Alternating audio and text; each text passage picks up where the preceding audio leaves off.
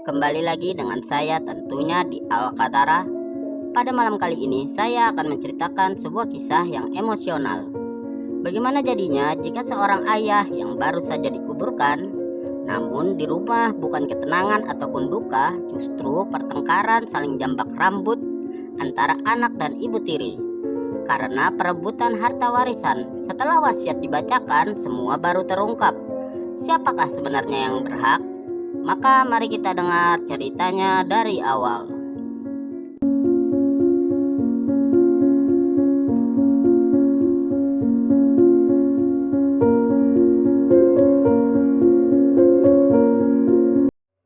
Malam itu, hujan turun perlahan. Seolah langit ikut menangis, Pak Rahman telah pergi untuk selamanya. Rumah yang dulu penuh tawa, kini hanya menyisakan isak tangis. Di ruang tamu, foto almarhum terpajang dengan bingkai hitam. Di bawahnya, duduk Siti, istri kedua, dengan wajah tertunduk. Namun di sudut lain, berdiri Rina, anak kandung satu-satunya. Tatapan mereka tak pernah benar-benar bertemu, namun hawa di antara keduanya terasa panas. Belum genap 7 hari kepergian sang ayah. Bisikan tentang warisan sudah mulai terdengar, tentang rumah besar itu, tentang sawah di kampung, tentang tabungan yang jumlahnya tak sedikit. Dan ketika Siti berkata pelan, "Rumah ini sekarang tanggung jawab saya." Rina menoleh, dengan mata yang basah, namun penuh api. "Ini rumah ayah saya, sebelum ibu datang." Sejak saat itu, duka berubah menjadi pertarungan diam-diam. Seminggu berlalu, keluarga besar berkumpul. Seorang notaris duduk di tengah ruangan, map coklat berada di tangannya. Semua menahan napas. Wasiat akan dibacakan, dan saat kalimat itu terdengar, bahwa rumah utama dibagi dua, antara Siti dan Rina. Suasana mendadak beku. Siti berdiri lebih dulu, "Saya yang merawat beliau sampai akhir." Rina tak mau kalah. "Saya anak kandungnya, darah dagingnya." Suara meninggi, tangan saling menunjuk, emosi tak terkendali, dan dalam sekejap, tangan saling meraih rambut, teriakan pecah di ruang tamu, keluarga berusaha melerai, namun luka yang selama ini terpendam, akhirnya meledak. Hari itu, bukan hanya wasiat yang terbuka, tapi kebencian yang selama ini dipendam. Sejak pertengkaran itu, rumah yang dulu terasa hangat, berubah menjadi dingin. Setiap sudutnya seperti menyimpan gema teriakan. Setiap dinding, seakan menjadi saksi kebencian. Rina memilih pergi. Ia tinggal sementara di rumah neneknya, namun tubuhnya memang menjauh. Hatinya tidak. Setiap malam, ia teringat masa kecilnya. Di ruang tamu itu, ia pernah duduk di pangkuan ayahnya. Di halaman rumah itu, ia pernah belajar bersepeda. Rumah itu bukan sekadar bangunan. Rumah itu adalah kenangan, adalah saksi tumbuh kembangnya. Dan kini, rumah itu terasa seperti dirampas. Sementara itu, di rumah yang sama, Siti duduk sendirian di kamar, menatap lemari pakaian suaminya yang belum sempat ia bereskan. Baju-baju itu masih tergantung rapi. Aroma suaminya masih tersisa samar. Ia memegang salah satu kemeja, lalu menangis dalam diam. Selama ini, orang hanya melihatnya sebagai ibu tiri, sebagai orang luar, sebagai perebut harta. Namun tak ada yang tahu bahwa selama bertahun-tahun, dialah yang menemani suaminya saat sakit. Dialah yang bangun tengah malam saat suaminya sesak napas. Dialah yang mengantar ke rumah sakit. Dialah yang memijat kaki yang kram karena usia.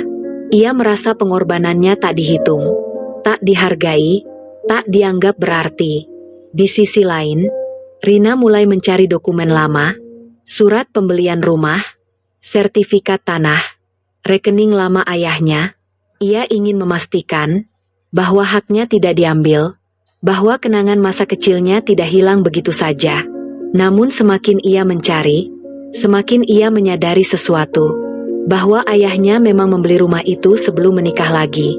Namun beberapa renovasi besar dilakukan setelahnya, dan sebagian biaya berasal dari usaha kecil yang dijalankan Siti.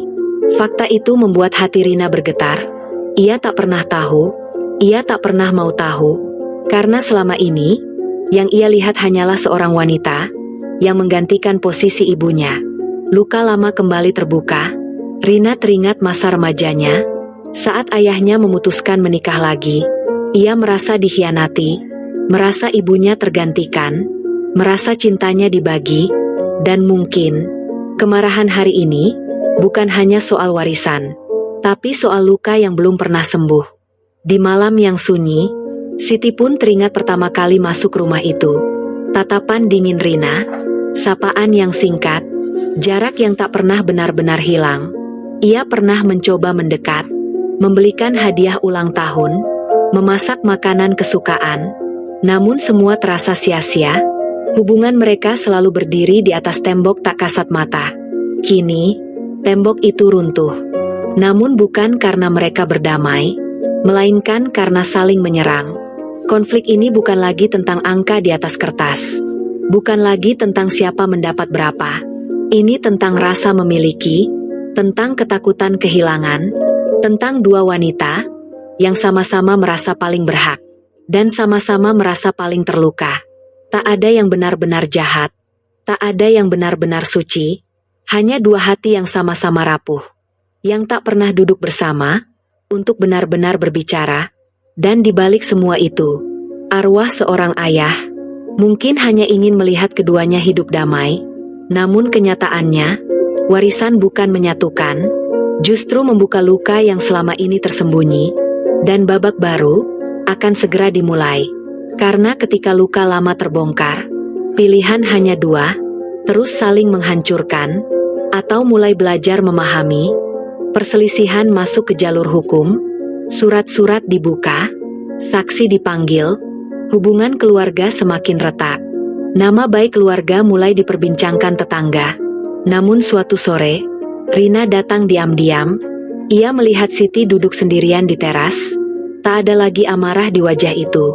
Hanya kelelahan, hanya kesedihan. Untuk pertama kalinya, Rina melihat bukan seorang lawan, melainkan seorang wanita yang juga kehilangan. Dan mungkin sama-sama terluka. Beberapa bulan berlalu, keputusan akhirnya keluar. Harta dibagi sesuai aturan, rumah dijual, hasilnya dibagi adil. Tak ada yang benar-benar menang, tak ada yang benar-benar kalah. Namun sebelum berpisah, Siti mendekat perlahan. Dengan suara bergetar ia berkata, "Ayahmu selalu bangga padamu." Rina terdiam, air matanya jatuh tanpa suara. Di saat itulah ia sadar, warisan bukan hanya tentang rumah, bukan hanya tentang uang, tapi tentang kenangan, tentang pelajaran hidup, tentang bagaimana seseorang memilih untuk memaafkan. Karena harta bisa habis, rumah bisa dijual, namun jika kebencian dipelihara, ia akan menghancurkan segalanya, dan mungkin itulah warisan paling berbahaya yang hampir mereka simpan selamanya.